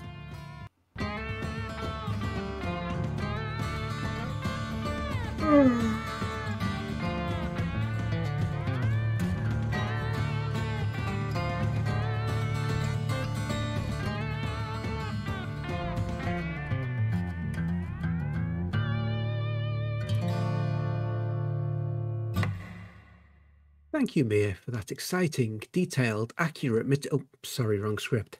Thank you for the Galnet Race Digest. Sorry, for the Galnet sports results, Mia. I'm having a bad night tonight. I need to go back to bed, I think. So, how about we now find out what Mia's got on her metaphorical or literal plate tonight? with the Galnet Rares Digest. Or even Amelia. I That'll really do need to go back to bed. You are having a bad night. The worst part is you've remembered to unmute yourself. Seamless. Dead exciting.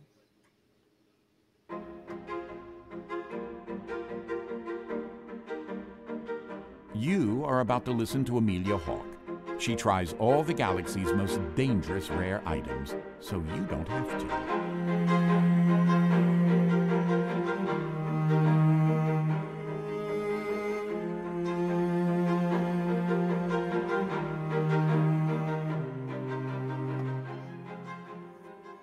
This week, I was leafing through my ancient flight trader's manual and came across something interesting. An entry for the Tibionis system.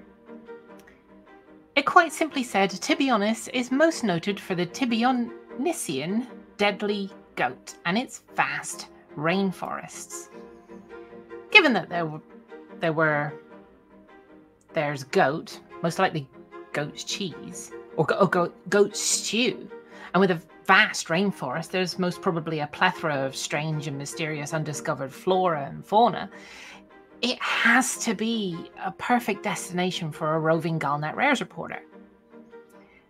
Doing my research whilst heading over to the system and popping into a new nearby star to get some background information before heading in the system, I drew a blank. Whilst everyone had heard of the Tibionis system, no one had heard of the goats, nor the rainforests. There were no maps, no strange items for trade, no old wives' tales, absolutely nothing. Is this goat so rare that it's actually extinct? Could there be a small outpost of the creatures living in some obscure corner of the rainforest? I mean, there is an entry here, so someone must have discovered the system, met the deadly goats, and lived to tell the tale. After a little more digging into historical records and finding that someone had deleted all entries for the planet and the indigenous life, my curiosity is definitely piqued. So, travelling to the system, I can't say that forewarned is foreearned, but I'd got my pocket goat repellent and, of course, my outdoor cooking equipment. I arrived, pushed the big honk button to scan the system. The description didn't tell me what planet the goats were on, but I was hoping that a few detailed surface scans would pick up their trail, and sat back to await the results. So, it has a star, ordinary K-class, and another star. This one's a red dwarf, 400,000 light seconds out. In fact, there are 3 stars in this secondary set labeled B, C, and D. And that's it. There's no planet. That can't be right. I mean, look, it says right here, Tibionis is most noted for the Tibionisian deadly goat and its vast rainforests. Listed the population as 3.9 billion furry rodents. I imagine the deadly goats. Economic status, mainly agricultural, tech level 8. A democracy, for goodness sake. Oh, there's a footnote. Galactic Navy Sector 4 Command Post. Well, they don't exist anymore. Scanning the system, I finally find an asteroid belt with what looks to be a derelict naval outpost. No power, but I've got my trusty Artemis suit, though I'm beginning to wonder whether a Dominator might have been more sensible. Okay, I'm boarding the derelict outpost. Definitely been abandoned for a long time. Heading for the main control room to see if there are any logs. There must have been a planet here somewhere. Maybe it's just not on the charts. Right, I brought a battery with me. Let's hook this thing up to the console and... Ah, that's better. It says warning. Psh, they all say that. Okay, right, I'm typing in goats. Odd. It just says warning. Oh, there's another line. It says cryopod error. Emergency defrosting engaged. Oh well, never mind. I'll try deadly goats. Maybe there's some information in here. Okay, that's odd. There's a system map. It doesn't show this asteroid field, just a nice lush green planet covered in rainforests. There's a landing report from an early team here. Mostly boring. Landed, beaches, they sound nice. Rainforests, bitey insects, nothing worrying. Bit of fruit, some ants, maybe an aardvark or two. Ah, here we go. Goats. It says, oh my god, they've got us surrounded. Simpkins was the first to die. They took him in the night. You can hear them stalking us. We're lighting the flares and opening the gun cabinets. There's another entry. They're everywhere. They've stolen the rocket launchers. 2 of the landing craft have been destroyed. Boarding the final one to get out of here. Recommend taking off and nuking the entire site from orbit just to be sure. Huh. Hang on, that can't be right. I mean, I've seen some pretty scary looking goats. I mean, big things with horns and a bad attitude, but nothing a good plasma rifle couldn't take care of. Our weapons have no effect. Hides too thick. Jesus. That must be one seriously bad mother of a goat. They're working together as a pack, trying to cut us off from the shuttle. We thought it was just the small ones, but they keep getting bigger and bigger. Oh, hang on, there's a video. I can't make out the shapes, it's a bit fuzzy. Is that the shuttle? What's that behind it? Oh my. Holy hell, that thing's huge! It's twice the size of a shuttle. Oh my god, run, man, run! Oh, it's okay, he made it. Oh, there's a small video taken from orbit. The Navy looked like they fired, well, everything. The planet's just cracking apart. All that for a goat? Oh, there's a footnote. Samples A and B have been stored safely in the containment section. Warning, sample C has escaped. Evacuating station, quarantine established. And then the video goes dark. There's just audio. Oh, I can hear hooves. And bleating. And thumping, screaming noises. There's tearing. Well, that explains the lack of a planet. I mean, they only went and did it. They blew it all up.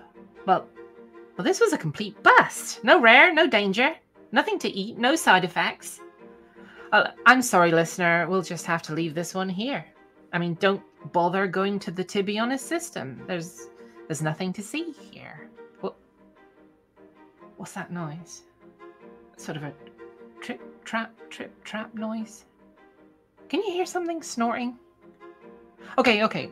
This is freaking me out. That's it. I'm getting out of here.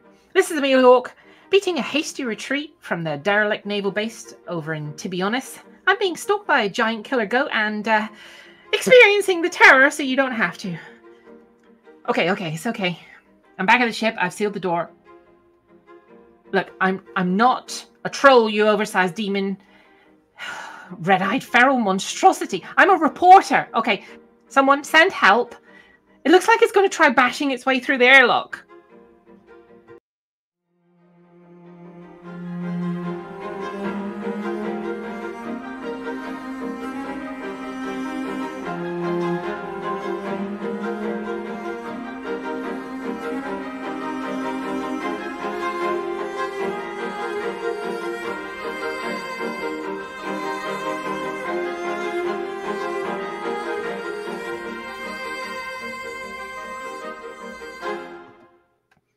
In a burger for the vegans.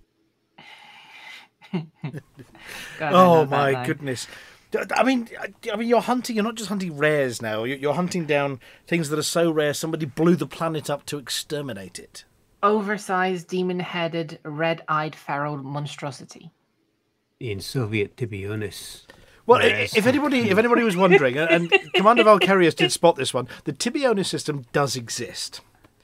And obviously, going through the Galactic Catalogue, you turn through the old Flight Trader's Manual, which it's only got about 2,000 and some, I'd imagine 2,048, but 2,000 and some planets in it. And there was one called Tibionis, which still exists.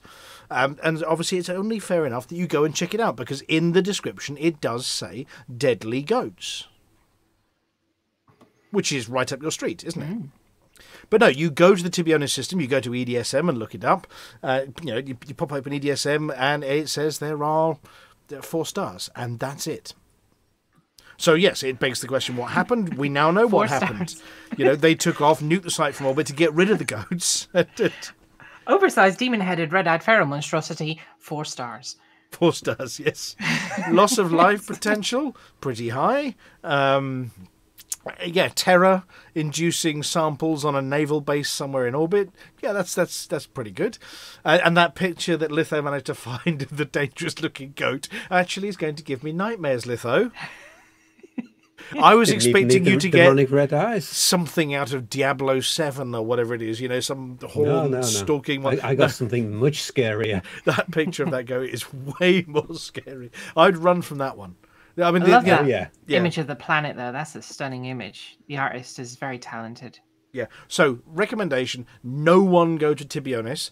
Definitely don't go to any asteroid belts. And if you see any signal sources in the system, just don't, okay? Whatever you do, they can probably EVA. I mean, these goats, they look like they probably could EVA.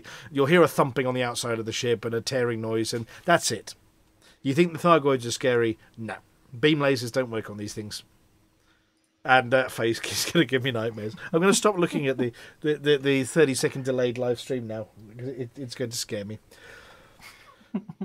But anyway, well, that's it for this week's show. So what's happening next week? Are we doing a show on Thursday?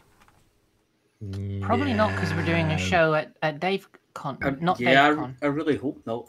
No. So, Thursday, obviously, we're going to be packing up all the equipment, the studio equipment, and trying to put it all in the back of a car to take it down to the venue. So we are not going to be doing a Thursday show.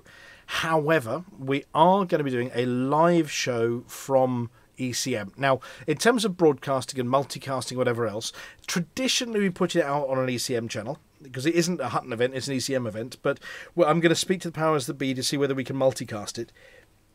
We will obviously put up a notification somewhere that there will be a stream. Now, it's not just going to be the show, so we're going to have some webcams, hopefully, and a bit of streaming live from the day. And we're going to encourage people to come and join us throughout the day on various activities as well. I believe there's a bit of VECM potentially planned.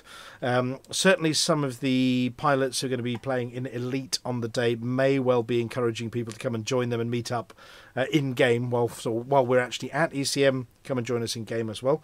And we'll put details up about that one. So those of you who are in the Hutton group or in the ECM and Hutton Discord channels, do keep an eye out for what's going on during the day. We're hoping to have a live cam coming from the Artemis Bridge Suite as well this time, so we can actually see the various commanders attempting to do the Kobayashi Maru with the new lights. The new lights have arrived and have been tested, by the way. And Zaphod Beeble has added new sound effects to it. We're not allowed to use the smoke machine, but we did use the smoke screen once at Biff's house, and at one point we couldn't see the screen because of the smoke. So yeah, it's you probably should have done better at the game then. Well, yeah, I think we had. I think our gunner was deaf and sitting in front of the captain and off to one side, so couldn't hear when he was being told to shoot. So the captain was having to prod him. Yeah, it didn't go well. No, but it was good fun. Oh, it was great fun, yeah. There was smoke everywhere. We could waft it about and open a window in the end, which you can't really do in a I think they were more concerned that if the smoke machine set off the alarms in the building, the wedding next door might get cancelled, and we really wouldn't want to be responsible for that one as well. Yeah, you don't want an angry bride coming after you. Or a naked bride. Oh, sorry. That's been and gone. I have told the whole hotel it is traditional for that to happen. Mm-hmm. Yeah. There's a bunch of us turning up on the Friday for setup. Technically speaking, we have access for setup from 5, though there'll be lots of us there before that, just chilling out, catching up, doing stuff. If they can let us in before 5, they will do, but certainly after 5 is the official setup. There'll be people bringing their machines, setting them up and all sorts over that evening. Then in the morning, once we've had breakfast, we're going to complete the setup, and the event officially opens at 10 a.m. Please don't come and lurk in the room before 10 a.m. Because the setup team will probably be tearing their hair out, and Litho and I will be pushing electrons really hard down cables, that kind of thing. So if you're on the helping crew or you're actually doing something, fantastic, come join us before then. But if you're just there to enjoy the day, then do hang about in the main bar or in the hotel in 10 o'clock, just to give us time to get everything ready. We'll give you a shout. I've actually heard if you're trying to push electrodes to the pipe, if you use one of those fuzzy pipe cleaners, that gets them pretty good. Yeah, the really small fuzzy pipe cleaners. Yeah, but the really small but really long ones. But I mean, as is usual for these kind of events, everyone remember the number one rule, which is be awesome to each other. Anybody caught not being awesome will be asked to go and sit outside and think about what they've done. The devs are there, obviously, in their own time. They're not there to do panels. We're not there to corner them and quiz them. They're there to join in. So do please, if you meet some of the CM team, invite them to come play a game, multiplayer game, bit of Gang Beasts or on the Racing or Artemis Bridge Cruise. But they're not there to give away any secrets. Yeah. They are not giving us any panels or any insights into things. They're there as community themselves to join in. Yeah, acceptable questions for the community managers and for the devs include, would you like to play this game? Or what can I buy you from the bar? Yeah. Or how are you doing? They do not include, where is Raxlar? Or when are we getting update 17? Yes. Or can you smell that too? Or can you define a bagel emergency? Yes. And that's as fair warning, I'm tall and fairly broad. Arthur is taller and broader, and yes, he will snarl at people who corner the team, I would imagine. But yes, please do enjoy. And obviously Norman is going to be there throughout the day. Once again, he is going to be doing some selfies. He's going to demand, with our blessing, that people chuck in the charity tin for official looking selfies. With him and autographing things. I think it's only right. He's helping us raise money for charity, so he's going to be leaning very hard. Nothing's going in his pocket from that one. It is going to the charity, but he is going to be absolutely insisting that you do charity donations for things like proper selfies with him, that kind of stuff, because he wants to help raise money for the charities. He may well be comparing one or two things during the day, but yeah, he's getting on a bit these days, so he may pop in and out throughout the day, so we don't exhaust him completely. We haven't roped him in for Dockers yet because we don't know if it's past his bedtime, but you never know, is all I'm going to say. We're going to try. That would be a bit of a coup, wouldn't it? Norman Lovett. Terrifying. Norman Lovett reading a line from Dockers. Yeah. If we manage that one, yeah. He's only going to do it if he doesn't know what it is, so by the time he gets there, it's probably too late. Having spoken to Norman, if he does know what it is, I think we're going to have to hold him down to keep him away from it. Right. Is Dockers going to go on so long and then we have a break for the bar, so we end up doing the show at like 3 a.m? Yeah, Dockers will go on so long you'll probably end up doing the last part of your lines from the car breakfast home. show. Yeah, we're packing up and turning the lights off as Shouty's still talking from the stage. But obviously, we are going to be without our Cowan Muth this year, so we do have some new crew looking after things like the AV. We're going to do our best. I mean, it's an event put on by the community. We wire everything up and then mash buttons, so it will be what it will be. But everybody's going to have fun. Everybody's going to have the barbecue. If you need help with anything, I mean, we know there are a few people there who suffer with social anxieties and all sorts. It's a great big hotel. There are loads of quiet spaces. Do not feel the need that you have to be in that one room with everybody. If you do need to go and chill out, there are plenty of chill out spaces in the hotel. Once again, if you do need help from any of the crew, please do find any of us. When you arrive, we will introduce you to all the regulars and those people who are willing to help. People like Commander Asylum and Litho here. We've got Dave Torrens, who is a total legend as well. The family Barker. Always some of the most welcoming people when everybody turns up as well. They're not there officially to welcome, but we'll introduce you to a few of the people. Similarly, and we're going to be wondering about. So come and say hello to us because we crave human contact. Absolutely. Speak for yourself. There's just been a very good question from Deadmeat, actually. Will there be a tappity for donations, or do we need to bring photographs of the Queen with us? Right, I have got a tappity machine. Bearing in mind the tappity machine, there's a small charge that goes on it. So paper folding pictures of whichever majesty that you feel like at the time are great. Whichever British majesty. Yes. I've still got some 5-shilling notes somewhere from Queen. From Queen the Anne. last 2 generations, yes. Anyway, so tappity will be acceptable, but they will need to be bigger taps. Well, potentially. I mean, don't feel you have to, but if you want to give some money, I will have a tappity machine. We won't know it works properly until we actually get there and tappity the first one. Obviously, the hotel does accept tappity for purchases of beer, that kind of thing. But do bring a few paper folding just in case, but we are expecting that it is available. Just do consider that it's going to cost a number of percent to do every transaction. There will be raffle tickets for sale on the day as well for the big raffle that contains a 3D printer, it contains VR, it contains headsets, it contains 3D printed things, it's got games. Jester's got a 3D printer? Pardon? I wonder if Jester's got a 3D printer. Well, yeah. But unfortunately, he Mr. will Jester, have to. Yeah, Mr. Jester, unfortunately, is not going to be able to make it this year. But we might have a remote virtual Jester, or maybe tune him in at some point. Raffle tickets are only available to people who are going to physically be there. The virtual raffle, we did it on VECM, but it's a lot of hard work and cost to get everything out to everybody. So we are going to restrict the raffle that's there to people that are there. And I'm terribly sorry for those tuning in. It just is a complete nightmare afterwards if we don't do it that way. Yeah. But if you do want to make any charitable donations during the event, we will be setting up a little page to do so as well. One of those Just Giving Doobies. We are raising for 2 charities, Special Effect and Hearing Dogs, and everything will be split evenly between the 2 of them. Other than that, if you are the sort of nervous disposition, you don't know anybody and you want introductions or you want to play a game, you just ask and we can set a game up. So if you fancy having a go on some of the Nintendo but you're the only one stood near it, ask one of the helpers and we'll round up 3 other people. You don't have to wait to be asked to actually play a game. Just go and do it. There's a few that have sign-up sheets. Artemis, obviously, and putting yourselves in teams. Yeah. And also, I think the game that Colin Ford's running, the Elite Miniatures, there will be some sign-up sheets.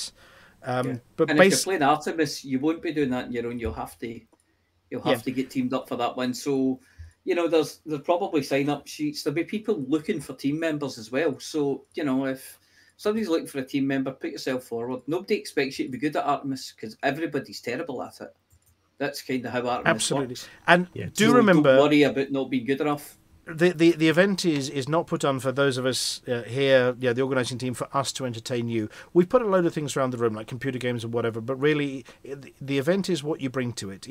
If you want to bring a board game, bring a board game. If there's something you've always wanted to play, go play it. It is put on by the community, you guys, for each other.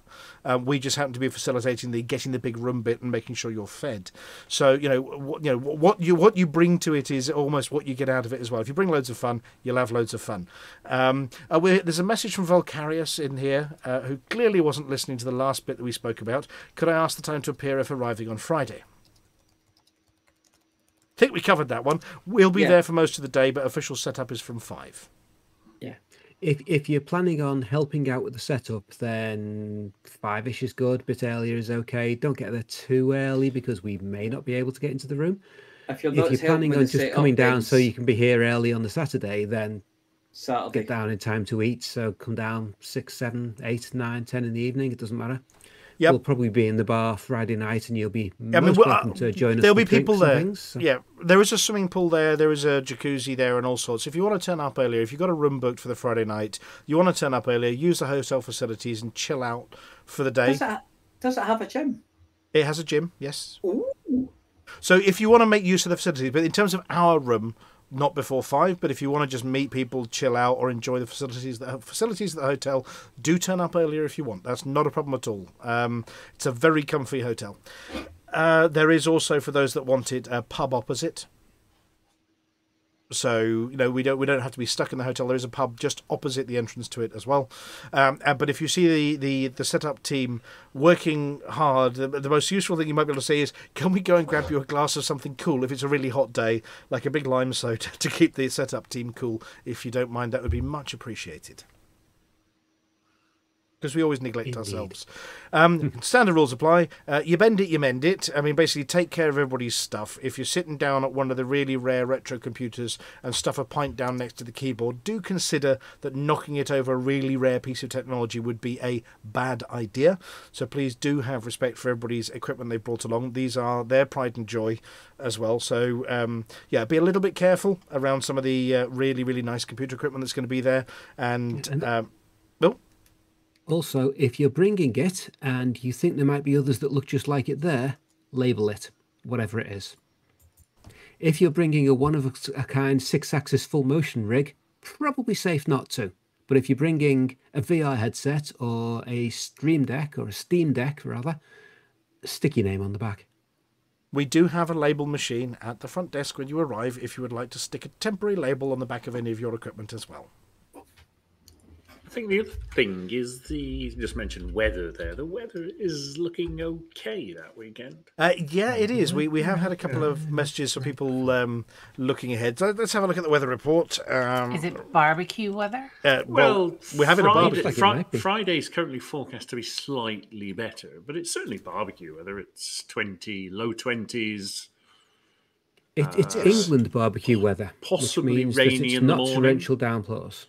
Well, let's have a look. It says AccuWeather. Let's look at AccuWeather. What does AccuWeather say? It's just loading it up. When are we? 19th. It's currently saying 25 and sunny. In Wokingham. In Basingstoke, Wokingham. Yeah. Well, that's probably a bit more tolerable than LaveCon last year, which was 35, I believe. Well, it's terrible, wasn't It got up to about 38 on the...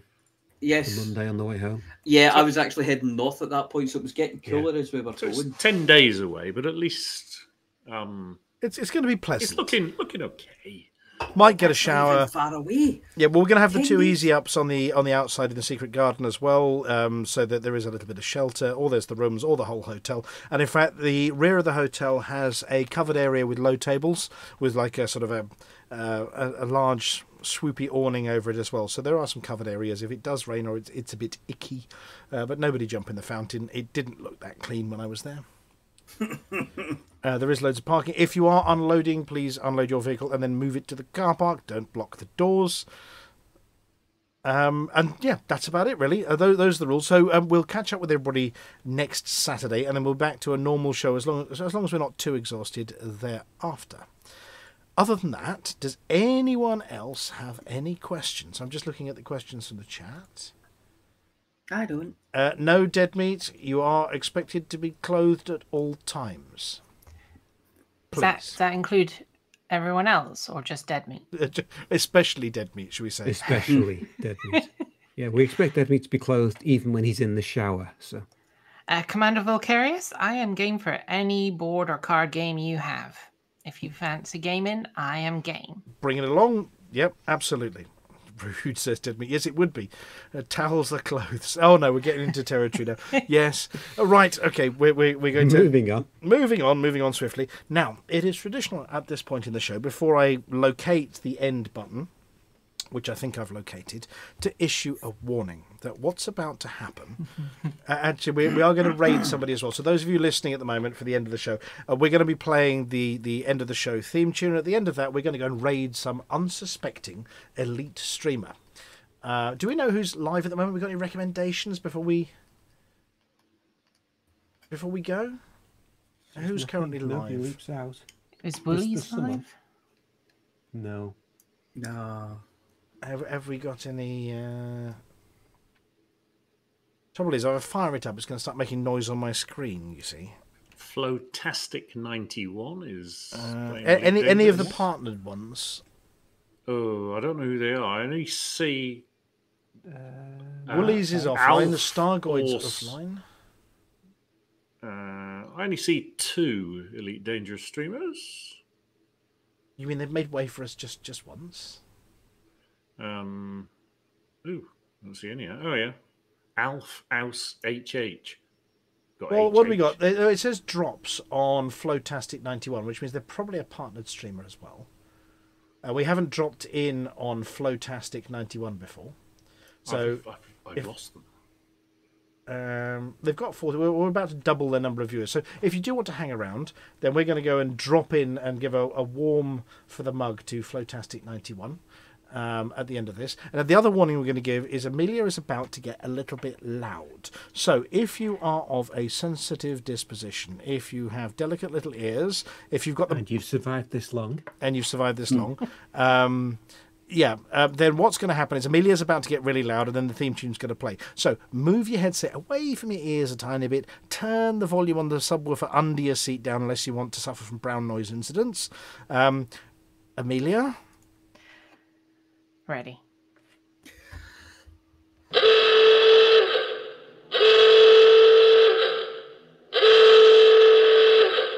For the mug! Mug.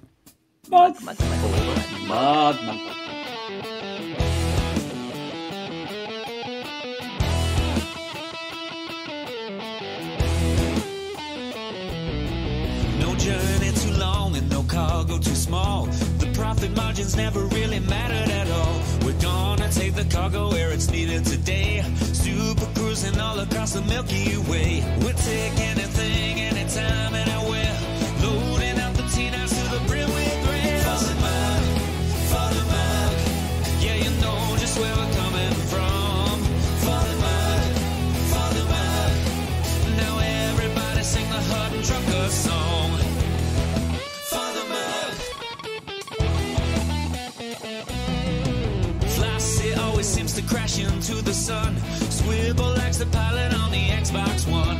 Alvin at the front, you know he leads us well. Trucking across the galaxy, now everybody yell. For the mug, yeah, you know just where we're coming from. For the mug, now everybody sing the Hutton Trucker song. For the mug, yeah, you know just where we're coming from. For the mug, now everybody sing the Hutton Trucker song.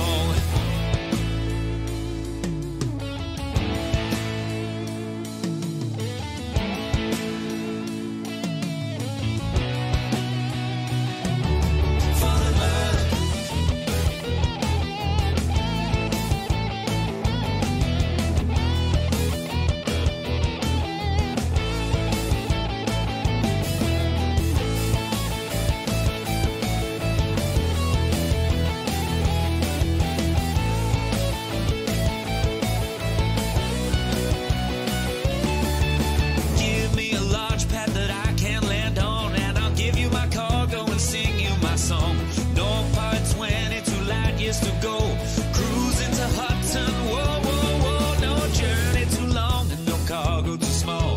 The profit margins never really mattered at all. We're gonna take the cargo where it's needed today. Super cruising all across the Milky Way. We'll take anything, anytime, anywhere. So shout it out loud like you don't even care. For the mug, yeah, you know just where we're coming from.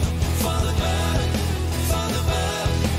now everybody sing the Hutton Trucker song. For the mug, yeah, you know just where we're coming from. For the mug, now everybody sing the Hutton Trucker song.